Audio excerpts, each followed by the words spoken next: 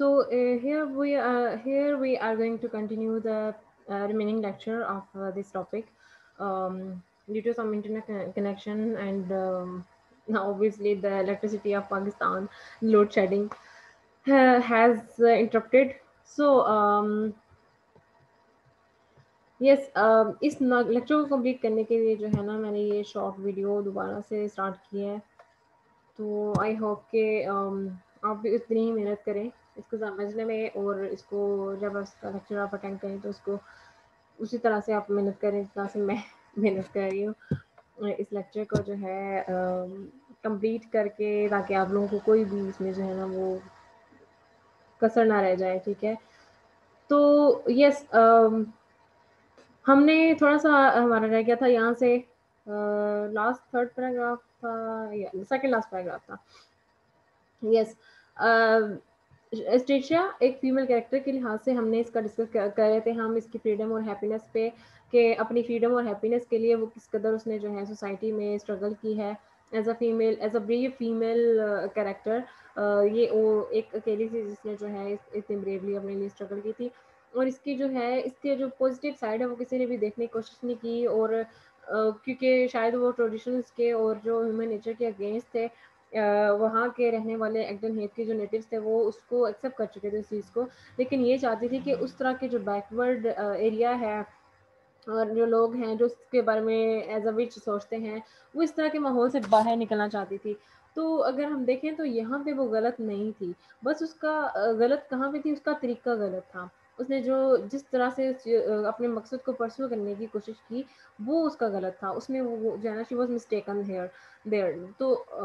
उन अगर अपने कैरेक्टर्स की उन जो है वो फॉल्ट्स को अगर वो ओवरकम कर लेती बाय द टाइम तो मे बी वो शायद एक बेहतर तरीके से जाने की कोशिश करती तो शायद वो पा लेती ठीक है जो वो चाहती थी वो पा लेती लेकिन यहाँ पे शायद इसके साथ यही होना लिखा था क्योंकि राइटर ने भी इसको यही ऐसे प्रेजेंट किया है कि एक तो नेचर का इंसान के साथ रिलेशन क्या है इंसान नेचर के अगेंस्ट जाने की कोशिश करे तो उसके साथ क्या होता है और सेकेंडली जो भी करेक्टर में जो है अपने आप में जो फ्लेक्सिबिलिटी नहीं लेकर आता है या अपने आप को चेंज नहीं करता अकॉर्डिंगली बाय द टाइम तो वो अपना ही नुकसान करते हैं ठीक है थर्ड जो पॉइंट ऑफ व्यू हम जो जहाँ पे डिस्कस कर रहे हैं वो ये है कि लव एंड मैरिज के जो व्यूज़ हैं हार्डी के ठीक है वो क्या है कि उस टाइम पे जो कैपिटलिज्म थी उनका ये सोचना था उन्होंने जो कॉन्ट्रैक्ट्स और लॉ बेस पे जो मैरिज के रूल्स डेवलप किए थे उनके अगेंस्ट था ठीक है हार्डी का मकसद अब आपको बेसिकली ये जब भी आप लेक्चर ये वाला अटेंड करेंगे तो आपको क्लियरली समझ आ जाएगा कि हार्डी ने जो ये नावल लिखा वो किस बेस पे लिखा ठीक है हमने शुरू में जब वेरी फर्स्ट टाइम ये नावल डिस्कस किया था तो हमें हुआ था कि इसके हीरोज़ को उसने पीटीफुल क्यों बनाया हुआ है हीरो तो हीरो होता है लाइक उसमें उसका एंड जो है सबसे अच्छा होता है लेकिन यहाँ पे इसको इतना पीटीफुल बना दिया गया क्लाइम को कि इंसान या रीडर जो भी इसको पढ़े उस पर तरस खाए तो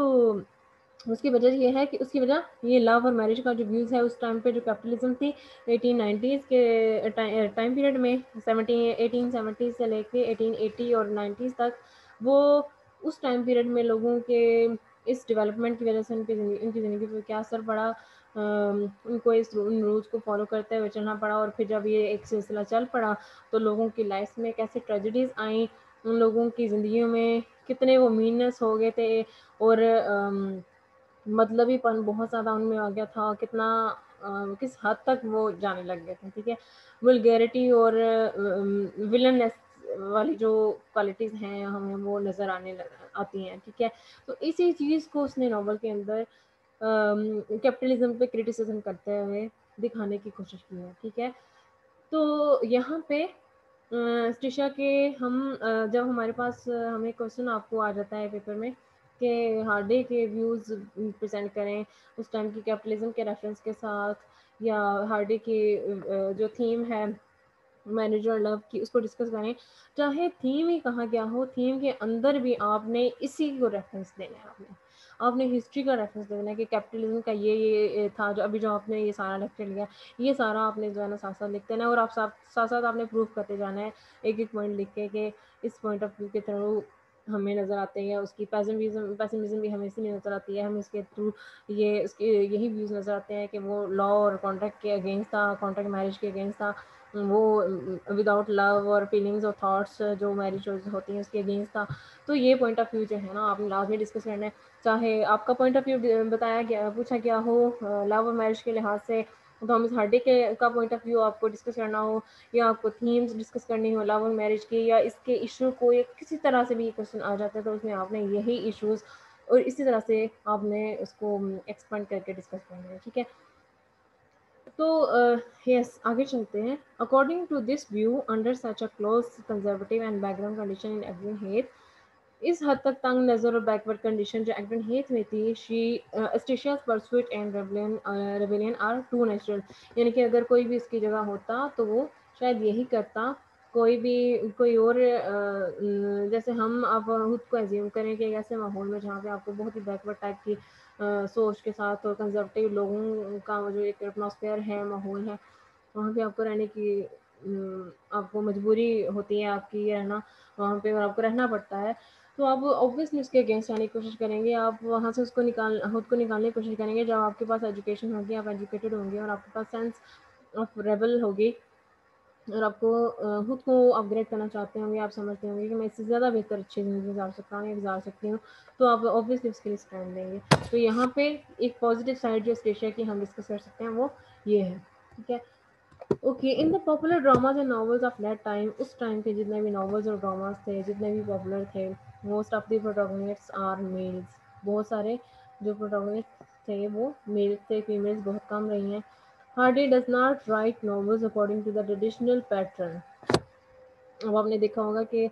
जो क्लासिकल नावल आप लिखते हो ना, क्लासिकल नावल का मतलब ये है, ये मैं क्लास में भी एक दफ़ा फिर अगेन रिपीट कर दूँगी। क्लासिकल नावल का मतलब ये है कि जिसमें ट्रेडिशनल पैटर्न को फ़ॉलो किया जाता है, जिसमें ट्रेडिशनल वैल्यूज़ को, यानी कि जिसमें मॉरल सोशल वैल्यूज़ आ जाती हैं, जिसमें जिस तरह से शेक्सपियर ने क्लासिकल ड्रामाज में प्रेजेंट की हुई हैं, ठीक है।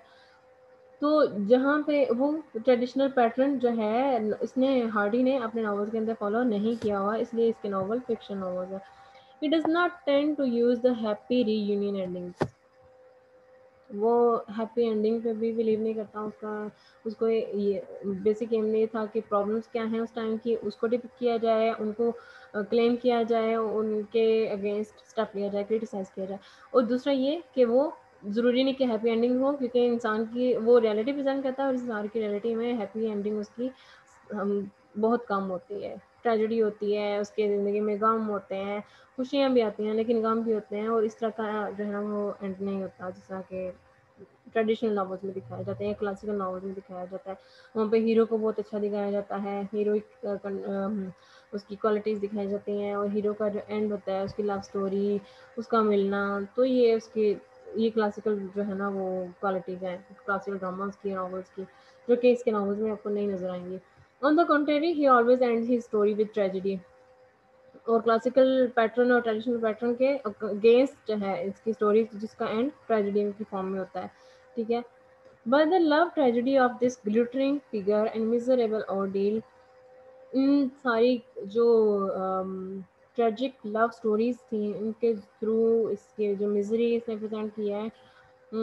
Hardy mercilessly criticizes the hypocritical law, morality, religion, and merit system which kill the nature of human being in the capitalist world। यानी कि उसने बहुत बेरहमी से इस हिपोक्रिटिकल लॉ को, वहाँ उस टाइम की मॉरलिटी को, यानी कि मॉरल वैल्यूज़ को इतनी इंपॉर्टेंस नहीं दी जाने लगी थी, फिर रिलीजन को भी पीछे रख दिया गया, और मैरिज सिस्टम जो डेवलप किया गया उसके अगेंस्ट आ गया उसने, जो ह्यूमन बींग्स के लिए ये एक बहुत ही वायलेंट टाइप का प्रूव हुआ उस टाइम पे, तो उसके अगेंस्ट जाके उसने ये मर्सीलेसली क्रिटिसाइज़ किया है इस नावल के अंदर, या बल्कि अपने दूसरे नॉवेल्स के अंदर भी, जैसे इन जूड द ऑब्सक्योर, इस नॉवल के अंदर he has observe the human nature deeply, उसके अंदर भी इसने ऐसे ही ह्यूमन नेचर को डिपिक्ट किया है, जिसमें उसने डीपली इसको ऑब्जर्व करते हुए लिखा है, he understands their complicated behaviour and displays them to the readers without avoiding them as taboo. वो इंसान के जो है कॉम्प्लिकेटेड बिहेवियर को, उनके रिएक्शंस को और रीडर्स को किस तरह से वो डिस्प्ले हो रहा है और किस तरह से उनके लिए अंडरस्टैंडेबल बनाना है और कहाँ पे लाइक उनके कॉम्प्लिकेटेड बिहेवियर को कैसे प्रेजेंट करना है, ये इसने इस नावल के अंदर जो है जोड़ दी ऑब्सक्योर। अगर आपका कभी इत्तेफाक हो पढ़ने का तो आप ज़रूर पढ़िएगा इसको, ठीक है। इसके नावल्स को आपको अंदाज़ा होगा कि किस हद तक जो है इसने अपने नावल्स के अंदर रियलिटी को और क्रिटिसिज्म किया है वहाँ की उस टाइम की कैपिटलिज्म को। तो ये आपको जो है पढ़ने के बाद ही अच्छी तरह से उसकी अंडरस्टैंडिंग होगी। तो लास्ट लाइन में ये he understands their complicated behaviour, यानी कि उस नावल के अंदर जो है उन कैरेक्टर्स के कॉम्प्लिकेटेड बिहेवियर को समझते हुए और सोच समझ कर लिखना उसको, ठीक है, उसने लिखा है। And displays them to the readers, जो जिस तरह से वो जो है वो डिस्प्ले होंगे रीडर्स को, वो भी इसने इस चीज़ को ध्यान रखते हुए लिखा है। विदाउट अवॉइडिंग देम एज ताबू, यानी कि वो करेक्टर्स अवॉइडेबल नहीं थे, इस तरह से उनको लिखा गया। ताबू कहते हैं कोई चीज़ जो हराम या मना होती है, फोबिडन होती है, उसको कहते हैं। तो यहाँ पे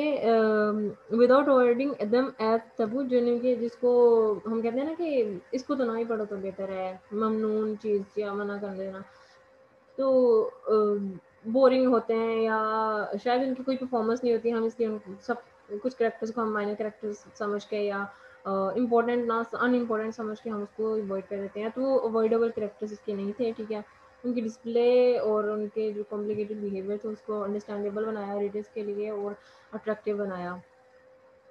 तो इस तरह से इसकी जो है डिस्क्रिप्शन है नॉवेल्स के अंदर, और यही उसका जो पॉइंट ऑफ व्यू था। आई होप कि ये लेक्चर अटेंड करने के बाद आपको समझ आ जाएगी कि हाँ, थॉमस हार्डी का ये नावल लिखने का मकसद क्या था एक्चुअली, ठीक है। तो ये बहुत मोस्ट इम्पॉर्टेंट क्वेश्चन भी है, मोस्ट इम्पॉर्टेंट टॉपिक भी है। इसको कैसे कहाँ पे आप लिख सकते हैं ये मैंने ऑलरेडी आपको बता दिया है, ठीक है। अगर नहीं आपको अभी भी समझ आए तो इसको रिज्यूम कर लेना, पीछे से जो है आप रिवर्स करके इसको सुन सकते हैं। और जो है जो मैंने क्वेश्चंस बताए कि आपको किस किस टाइप के क्वेश्चंस आ सकते हैं, किस किस टॉपिक के अंदर आप इनको लिख सकते हैं, वो आप उसको अच्छी तरह से अपने माइंड में रख लें, बल्कि नोट कर लें अपनी नोटबुक्स पे, अपने नोट्स पे साथ साथ मेंशन कर लें कि ये क्वेश्चन की स्टेटमेंट हो सकती है, इस तरह के क्वेश्चन के अंदर आप इन टॉपिक्स को लिख सकते हैं, ठीक है। तो ये चीज़ें आपको रिमाइंड करवाती हैं जब आप दोबारा इन लेक्चर्स को अटेंड करते हैं, तो फिर आप ये यही छोटी-छोटी चीज़ें आपको रिमाइंड करवाती हैं कि इसमें मैंने ये पढ़ा था और मैंने ये इम्पोर्टेंट पॉइंट्स इसमें नोट कर लिए थे, ठीक है। So yes, this was all about this lecture, and I'm deadly tired now. Not able to speak anymore. So take care of yourself. सारे के सारे आप लोग मरीज बने हुए हो क्लास में, तो आई होप कि आप लोग जल्दी से ठीक हो जाओ और अपनी स्टडी को कम बैक करो और कंटिन्यू करो, इसको फोकस करो इस पर, क्योंकि बहुत सारे लेक्चर्स मिस हो चुके हैं। So hopefully I will arrange your classes this weekend on Sunday इंशाल्लाह. So we'll see you in the next lecture with a new topic inshallah. And don't forget to remember me in your prayers as well. We'll see you in the next lecture. Till then, take care of yourself, of your family, of your study, and of your health. Till then, Allah Hafiz. Take care. Allah Hafiz.